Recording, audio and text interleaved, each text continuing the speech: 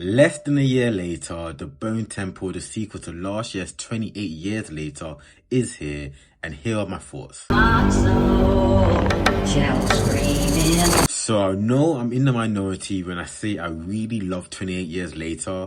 It made my top 10 films of last year, and I will happily die on the hill that in 5 to 10 years it will be far more highly regarded than it is right now. But that said, I do completely understand the issues people had with it, especially the pacing and those abrupt tonal shifts. And while I didn't personally enjoy The Bone Temple as much as I did the first film, I do think this is one that general audiences will respond to more positively. Overall, it's gorier, tonally more consistent, more self-contained, and it does explore some generally interesting themes. What I really loved is how the film uses the contrast between Dr. Kelston, played brilliantly by Ralph Fiennes, and the Jimmies to examine how decades of living with the virus have reshaped people's sense of humanity, belief, and purpose. On one side, you have someone who, despite years of literal horror, still chooses to value all life, dead and alive, infected and uninfected, which ultimately leads to a major breakthrough.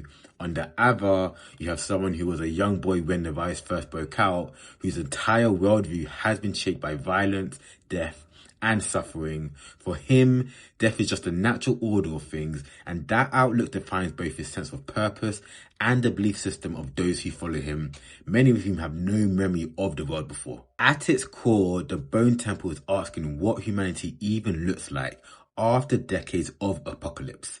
Is it compassion, preservation, and belief in progress, or is it control, domination, and rewriting the past to justify the present? That said, the film does feel a little transitional in the sense that it plays very much like a bridge between the first film and whatever the final chapter ends up being. In some ways, it feels a bit like an expansion to an already strong base game. All my gamers will know what I mean. In that it works largely because of the foundation laid by 28 Years Later, and without that, I'm not sure it would stand up confidently on its own. Overall though, this is definitely a film I'd recommend watching. Sure, it didn't hit me emotionally in the same way the first one did, but it's far more in line with what I think most people want from these type of movies. Those are my thoughts. Let me know yours in the comments.